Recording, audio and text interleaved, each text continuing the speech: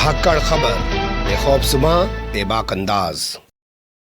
धाकड़ खबर के न्यूज़रूम से मैं आपके साथ हूं। अकरम रईस खान मशहूर शायर हुए हैं। अभी आप जानते हैं कोरोना लॉकडाउन के दौरान उनका निधन हो गया, इंतकाल हो गया। राहत इंदौरी की मैं बात कर रहा हूं। उनका एक मशहूर शेर है, यूट्यूब करेंगे आपके सामने भी आ जाएगा, वैसे बहुत सारे लोगों ने सुना भी होगा। वो कहते हैं, सीमा पे तनाव है क्या?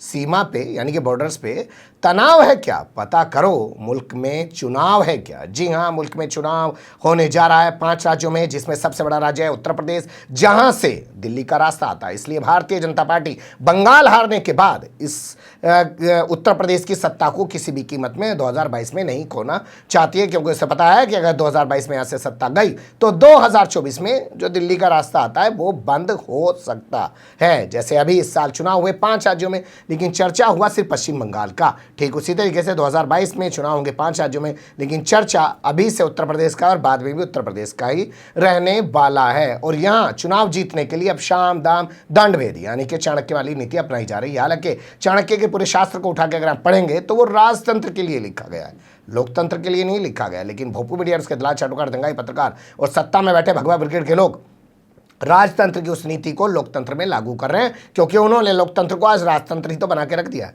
देखा है कभी आपने 7 साल में नरेंद्र मोदी ने कोई प्रेस कॉन्फ्रेंस की हो? किसी पत्रकार की हिम्मत हो, औकात हो या उसकी ताकत हो कि सवाल पूछ ले अमित शाह से, नरेंद्र मोदी से, कहे भाई प्रेस कॉन्फ्रेंस आखिर क्यों नहीं करते हो?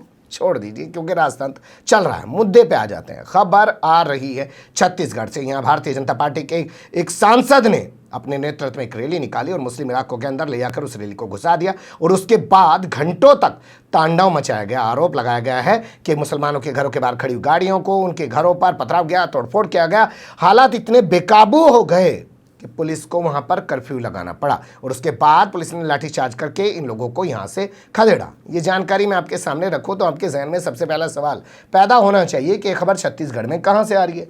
दूसरा सवाल आपके जहन में पैदा होना चाहिए, क्या आखिर इतना तांडव बीजेपी के सांसद के नेतृत्व में क्यों किया गया? तीसरा सवाल आपके जहन में पैदा होना चाहिए कि क्या सिर्फ मुसलमानों को निशाना बनाया जा रहा है छत्तीसगढ़ में? नहीं, यहाँ ईसाइयों को भी इसी तरीके से निशाना बनाया जा रहा है। लगातार कई खबरें हम आपके सामने रख चुके हैं, लेकिन आज खबर यह है कि अब वो ईसाइयों से जो निशाना बनाने का सिलसिला था मुसलमानों की तरफ मोड़ दिया गया है। क्या हुआ है छत्तीसगढ़ के कवर्धा में, सबसे पहले आपको वो बता दें। देखिए, कई जगह हम लोगों ने सर्च करने की कोशिश की, कुछ स्थानीय पत्रकार से बात की, तब जाके हमारे सामने कुछ चीज़ें निकल के आई। छत्तीसगढ़ का एक ज़िला है कवर्धा। कवर्धा ज़िले में रविवार का दिन है, वहाँ का एक चौराहा है जिसको लोहारा नाका चौक कहते हैं और कुछ लोग उसको माँ कर्मा चौक भी कहते हैं। वहाँ पे एक भगवा झंडा लगा हुआ है। आरोप है कि कोई वहाँ पे आके हरा झंडा लगा देता है। अब हरा झंडा कोई क्यों लगाएगा भगवे झंडे के बराबर में? ये तो प्लान करके लगाया गया होगा।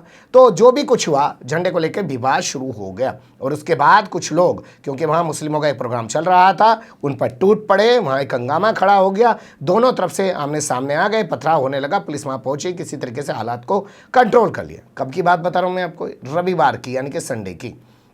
इसके बाद सोमवार का दिन शांति से गुजर गया। मंगलवार को यहाँ राजनांद से जो बीजेपी के सांसद हैं वो अपने नेतृत्व में लेकर वीएचपी के लोगों को, बजरंग दल के लोगों को इस पूरे इलाके के गलियों में बगैर परमिशन के रैली लेकर निकल पड़े। आरोप है उन्होंने वहाँ जमकर तांडव मचाया, घरों पर पथराव किया, वहाँ खड़ी गाड़ियों को नुकसान पहुँचाया, घरों में घुसने की भी कोशिश की।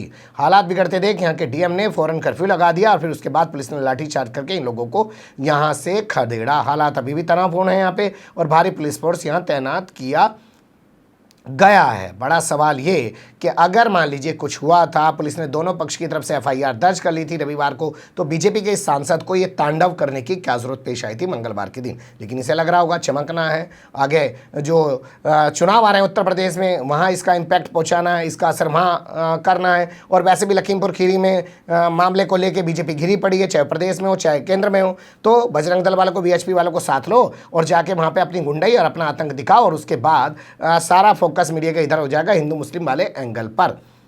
और फिर उसके बाद लखीमपुर खीरी से ध्यान हट जाएगा। लेकिन लखीमपुर खीरी का मुद्दा असल में इतना बड़ा है, ये उसे हिंदू मुस्लिम करके भी हटा नहीं पा रहे हैं। तो वहाँ पे जो है कर्फ्यू फिलहाल अभी लगा हुआ है। धारा 144 तो लागू बता रहे हैं कि रविवार के दिन से ही थी। बताइए, धारा 144 लागू है। उत्तर प्रदेश में राहुल गांधी कह रहे हैं भैया मैं तो 2 मुख्यमंत्रियों के साथ जाना चाहता हूँ, उन्हें जाने की इजाज़त नहीं दी जा रही है। और प्रियंका गांधी जो है वो 4 लोगों को लेकर अपनी गाड़ी में जा रही थी, ना उनके साथ उनका प्रदेश अध्यक्ष था ना कोई और था। रात के अंधेरे में जा रही थी और एक अकेली गाड़ी से जा रही थी, उनको भी उठा के जेल में डाल दिया, वैध रूप से हिरासत में रखा, बाद में गिरफ्तारी दिखाई।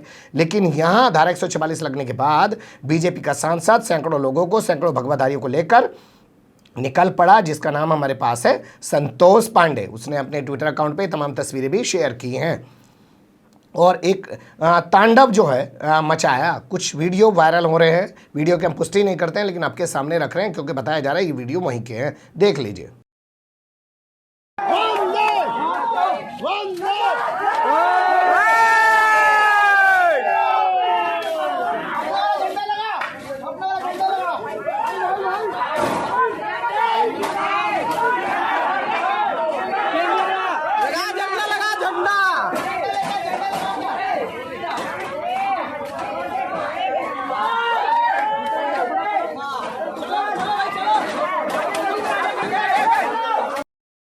तो ये हुई कुल मिला के खबर। और इस खबर के बाद पुलिस ने बताया है कि कुछ लोगों को डिटेन कर लिया, 40-50 लोगों को पुलिस ने डिटेन कर लिया है और जितने भी दंगाई हैं पुलिस उनको चिन्हित करने की कोशिश कर रही है। लेकिन लग रहा है कि छत्तीसगढ़ के अंदर भूपेश बघेल के नेतृत्व में जो सरकार चल रही है उसमें पुलिस बेलगाम हो चुकी है। भगवाधारियों के सामने वो उन पर अंकुश नहीं लगा पा रही है। पर मुझे लगता है भूपेश बघेल के बारे में इस बात का चर्चा किया जाए कि कैसे कैसे पुलिस फेल हो रही है, उससे पहले एक दिलचस्प तस्वीर आज आपको सामने रखना चाहता हूं। पत्रकारिता में हूं तो मेरी जिम्मेदारी बनती है कि ये एंगल आपके सामने रखना चाहिए। राहुल गांधी अगर आज आप देखेंगे 2 मुख्यमंत्रियों के साथ है, एक भूपेश बघेल जो छत्तीसगढ़ के मुख्यमंत्री हैं, दूसरे चरण सिंह चन्नी जो पंजाब के मुख्यमंत्री हैं। लेकिन अगर आप इसको जातीय आधार पर देखें, क्योंकि भारत के अंदर जाति एक मसला है और वो हमेशा रहेगा भी, मुझे लगता नहीं है कभी वो खत्म होगा। तभी तो नरेंद्र मोदी सीना ठोक ठोक के कहते हैं 22 ओबीसी मंत्री बना दिए, 11 एससी मंत्री बना दिए, आदिवासी मंत्री बना दिए, इतनी महिला बना दी। और अभी हाल फिलहाल में योगी मंत्रिमंडल का जो विस्तार किया गया तो उसमें भी डंका पीटा गया कि हमने इतने एससी बना दिए, इतने ओबीसी बना दिए। तो आप समझ सकते हैं उस एंगल पर बात करनी ज़रूरी है। राहुल गांधी खुद में ब्राह्मण हैं, इसके अलावा भूपेश बघेल आदिवासी हैं और इसके अलावा आप देख सकते हैं चरण सिंह चन्नी एससी मुख्यमंत्री हैं। तो जो मैसेज कांग्रेस शायद देना चाह रही है, अगर वो वाकई में लोगों तक पहुंच गया तो उसके बहुत परिणाम निकल सकते हैं आने वाले चुनाव में। खैर वो उनका अपना मसला हो सकता है, हर आदमी अपनी टैक्टिक्स अपनाता है। लेकिन कुल मिला के ये कि छत्तीसगढ़ में सिर्फ मुसलमानों को ही नहीं ईसाइयों को भी निशाना बनाया जा रहा है। बल्कि ये कहा जाए कि अभी तक ईसाइयों को निशाना बनाया जा रहा था, मुसलमानों की तरफ तो अब निशाना बनाना शुरू किया गया है। कुछ खबरें आपके सामने रख देता हूं। जैसे कबीरधाम जिले की खबर है कि थाने के अंदर जो है एक पादरी को भगवा ब्रिगेड के गुंडों ने थानेदार के सामने पीटा, थानेदार को बाद में सस्पेंड कर दिया गया।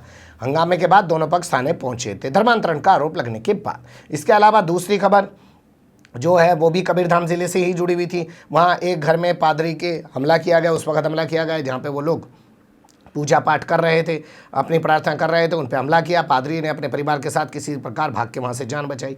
अब एक तस्वीर मैं आपके सामने रख रहा हूँ, ये है छत्तीसगढ़ क्रिश्चियन फोरम। इनका हम लोगों ने गूगल किया तो तमाम चीज़ें इनकी निकाली। इसमें इन्होंने लिखा कि पिछले कुछ महीने के दौरान 10 से 12 वारदातें हो चुकी हैं और पुलिस उन पर अंकुश नहीं लगा पा रही है। वो इस मामले को लेकर सुप्रीम कोर्ट जाने की तैयारी कर रहे हैं। ये खबरें तमाम हम आपके सामने विस्तार से भी रख चुके हैं। आप यूट्यूब पे आएंगे तो धाकड़ खबर पे तमाम खबरें आपको मिल जाएंगी। मैं भी डिस्क्रिप्शन में आई बटन पर इसका लिंक लगवा देता हूँ, आप देख सकते हैं। अब यहाँ बड़ा सवाल ये पैदा होता है कि आखिर भगवा ब्रिगेड के गुंडों के इतने हौसले क्यों बढ़ते जा रहे। तो ईसाइयों के मामले में पुलिस ने कोई कार्रवाई नहीं की तो इन्हें लगा कि उन्हें मारा तब पुलिस हमारा कुछ नहीं बिगाड़ पा रही है, अब हम मुसलमानों को मारेंगे तब भी पुलिस हमारा कुछ नहीं बिगाड़ पाएगी।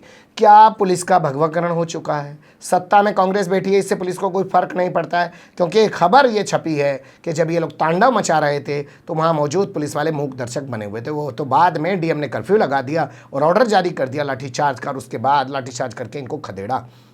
अब सवाल यहाँ पे ये पैदा होता है कि जब धारा 144 लागू थी तो भारतीय जनता पार्टी का एक सांसद जिसका नाम संतोष पांडे है इस तरीके से वहाँ तांडव मचा रहे थे उस इलाके में, क्या इसके खिलाफ मामूली धारा में मुकदमा दर्ज किया गया है? क्या इसके खिलाफ एनएससी नहीं लगाना चाहिए? क्या इसके खिलाफ यूएपीए नहीं लगाना चाहिए? क्या बुलडोजर निकाल के इसके घर को नहीं ढा देना चाहिए? क्या सड़क पर इसका होर्डिंग लगाना नहीं चाहिए कि जितना नुकसान हुआ है तमाम लोगों का इसकी संपत्ति को कुर्क करके जब्त करके उसको नीलाम करके उनकी भरपाई की जाएगी?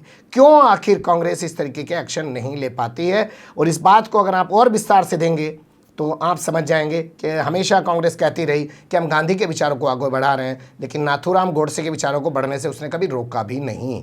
तभी तो आज ये लोग इस कदर सत्ता पर हावी हो चुके हैं, वरना क्या कभी पनप पाते? राष्ट्रपिता महात्मा गांधी की हत्या के बाद जिनसे लोगों ने दूरी बनानी शुरू कर दी थी वो आज यहाँ कैसे पहुँच गए? क्योंकि उन्हें पनपने से नहीं रोका गया। खैर, वो उनका अपना मामला है पॉलिटिकल, वो क्यों इनको पनपाते हैं, क्या किसी को डराने के लिए पनपा के रखते हैं? भाई सांप दिखाइए, नाग दिखाइए कि मैं सांप हूँ, वो नाग है, चलो वो कम डसेगा मैं ज़्यादा डसूंगा, या वो ज़्यादा डसेगा मैं कम डसूंगा। ये तमाम तरीके के पॉलिटिकल हथकंडे होते हैं, ये आप सब लोग समझते हैं। बेवजह खबर को लंबा करने की कोई ज़रूरत नहीं है। कुल मिला के ये है कि छत्तीसगढ़ में जो एक घटना हुई है इसका उत्तर प्रदेश से कनेक्शन ज़रूर निकलता है, क्योंकि चुनाव के दौरान तमाम तरफ से खबरें आ रही हैं। मध्य प्रदेश से भी ऐसी खबरें खूब आ रही हैं, गुजरात से भी आ रही हैं, कर्नाटक से भी आ रही हैं। कर्नाटक में तो एक मुस्लिम लड़के अरबाज को पीट पीट कर भगवा ब्रिगेड, हिंदू सेना वाले बता रहे हैं अपने आप को, उन्होंने मौत के घाट उतार दिया क्योंकि वो एक हिंदू लड़की से प्यार करता था। बने रहिएगा धाकड़ खबर के साथ, क्योंकि चुनाव तक उत्तर प्रदेश के बहुत कुछ होना बाकी है। अभी तो बहुत कुछ आपके सामने आएगा। कमेंट्स के रूप में आप लोग अपनी राय दे सकते हैं, खबर को लाइक कर सकते हैं, चैनल को सब्सक्राइब कर सकते हैं और ज़्यादा से ज़्यादा हमारी खबरों को शेयर कर सकते हैं। फिर ऐसे ही किसी सुलगते हुए या उलझते मुद्दे लेकर मैं आपके सामने हूँगा हाजिर। फिलहाल अभी मुझे दें इजाज़त।